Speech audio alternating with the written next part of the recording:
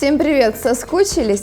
Представляем вашему вниманию летний выпуск новостей колледжа государственной и муниципальной службы.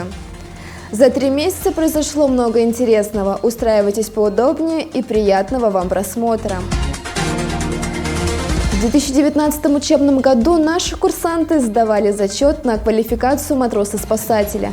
И многие из них уехали работать в Республику Крым, в лагерь Лебяжий берег на Азовском море и Орленок на Черном. Ребята приобрели ценный опыт и много положительных эмоций. И, конечно, вдоволь налюбовались прекрасными пейзажами природы. 11 июля на пляже гостиницы «Ялта Интурист», расположенной на южном берегу Крыма, состоялись соревнования матросов-спасателей Ялтинского региона. В первенстве принял участие и наш курсант Голиков Никита. Вместе с ним соревновались 24 профессиональных спасателя, которые представляли пляж на территории города. По итогам соперничества Никита занял заслуженное 2-е место, с чем мы его еще раз от души поздравляем.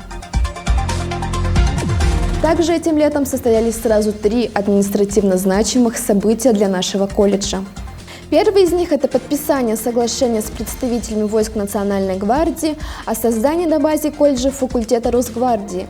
В связи с этим мы берем шефство над кадетскими классами 7 школ. Мы будем проводить занятия для юных гвардейцев и сами получать необходимый опыт от профессионалов.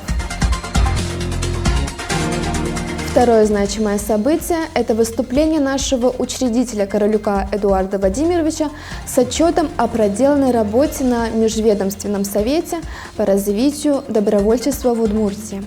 Его доклад настолько заинтересовал всех присутствующих, что 3 сентября мы ждем в гости первого заместителя председателя правительства Удмуртской республики Александра Александровича Свинина. И, наконец, третье событие – это подписание соглашения с Министерством по физической культуре, спорту и молодежной политике Удмуртской республики о создании ресурсного центра по поддержке добровольческой культуры безопасности и ликвидации последствий стихийных бедствий на базе колледжа государственной и муниципальной службы и Удмуртского регионального отделения Всероссийского студенческого корпуса спасателей. Теперь наш отряд доброволец ждут положительные изменения. Для нас июль был очень насыщенным и продуктивным месяцем. Как известно, 22 июня в городе Тулун произошло сильное наводнение. Его за считанные минуты захлестнула волна в 3-4 метра выше уровня реки, смыв все на своем пути. Курсанты колледжа, команда отряда «Доброволец» отправились в Иркутскую область для оказания помощи при ликвидации последствий ЧС.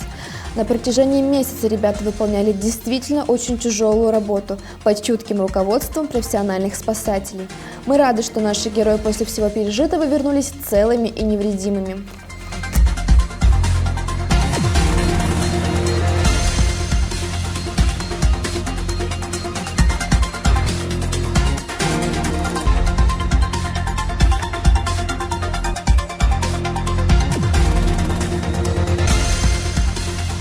Но стихия не дремлет, и в Красноярском крае на всей территории был объявлен режим чрезвычайной ситуации из-за сильных пожаров. Мы не смогли остаться в стороне, и команда курсантов-спасателей колледжа из Удмуртии, Йошкар-Олы и Ульяновска отправились в эпицентр событий для тушения пожаров и помощи местным жителям. В рамках ЧС стартовала акция «Сохраним лес». Лес – это сложная природная система, сохранение которой требует целый комплекс мер.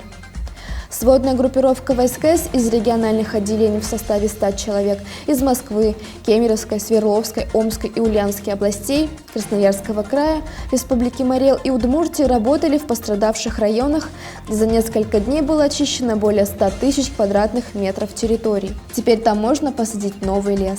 Ребята, спасибо вам за ваш труд и колоссальную помощь. Мы гордимся вами.